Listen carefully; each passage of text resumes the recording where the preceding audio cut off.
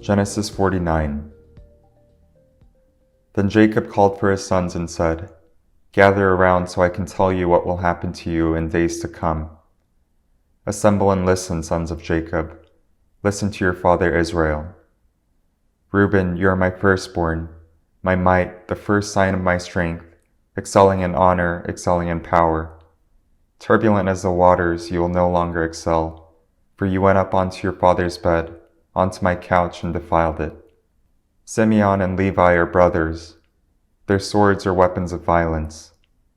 Let me not enter their council, let me not join their assembly, for they have killed men in their anger, and hamstrung oxen as they pleased. Cursed be their anger so fierce, and their fury so cruel. I will scatter them in Jacob, and disperse them in Israel. Judah, your brothers will praise you. Your hand will be on the neck of your enemies. Your father's sons will bow down to you. You are a lion's cub, Judah. You return from the prey, my son. Like a lion he crouches and lies down, like a lioness who dares to rouse him.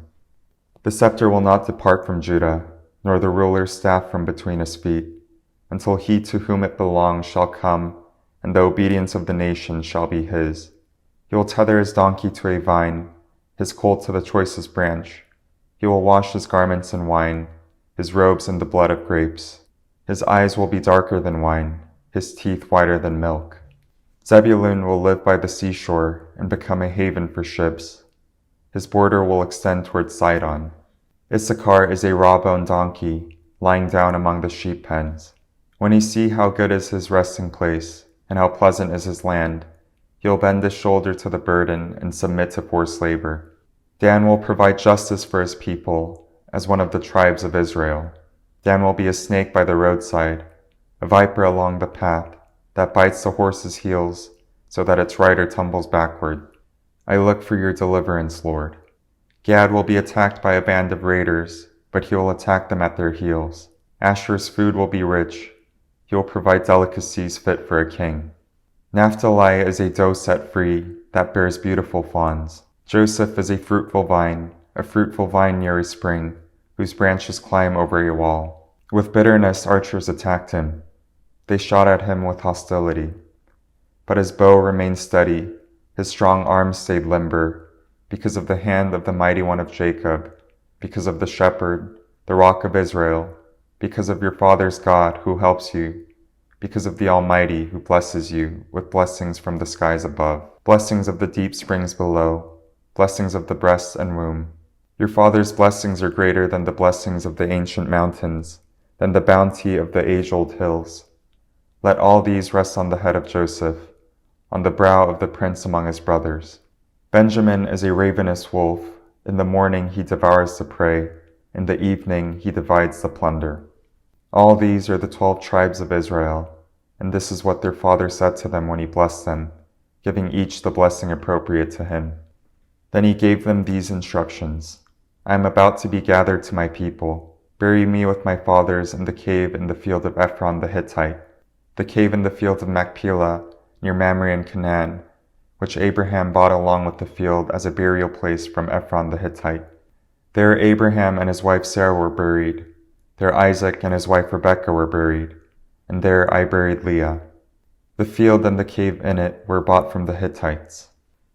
When Jacob had finished giving instructions to his sons, he drew his feet up into the bed, breathed his last, and was gathered to his people. Genesis 50. Joseph threw himself on his father and wept over him and kissed him.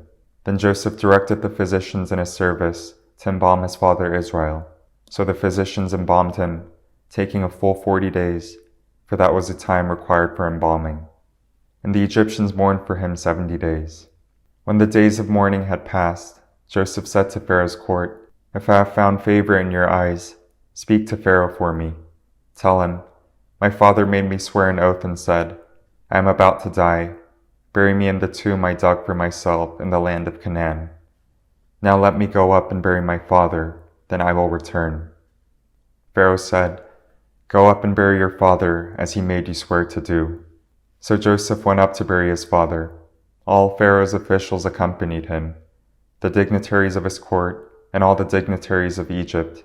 besides all the members of Joseph's household and his brothers and those belonging to his father's household. Only their children and their flocks and herds were left in Goshen. Chariots and horsemen also went up with him. It was a very large company. When they reached the threshing floor of Atad, near the Jordan, they lamented loudly and bitterly. And there Joseph observed a 7-day period of mourning for his father. When the Canaanites who lived there saw the mourning at the threshing floor of Atad, they said, "The Egyptians are holding a solemn ceremony of mourning." That is why that place near the Jordan is called Abel Mizraim. So Jacob's sons did as he commanded them. They carried him to the land of Canaan and buried him in the cave in the field of Machpelah near Mamre, which Abraham had bought along with the field as a burial place from Ephron the Hittite. After burying his father, Joseph returned to Egypt, together with his brothers and all the others who had gone with him to bury his father. When Joseph's brothers saw that their father was dead, they said, "What if Joseph holds a grudge against us and pays us back for all the wrongs we did to him?" So they sent word to Joseph saying, "Your father left these instructions before he died. This is what you are to say to Joseph.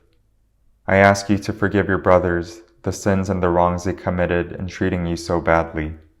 Now please forgive the sins of the servants of the God of your father." When their message came to him, Joseph wept. His brothers then came and threw themselves down before him. "We are your slaves," they said. But Joseph said to them, "Don't be afraid. Am I in the place of God? You intended to harm me, but God intended it for good to accomplish what is now being done, the saving of many lives. So then, don't be afraid. I'll provide for you and your children."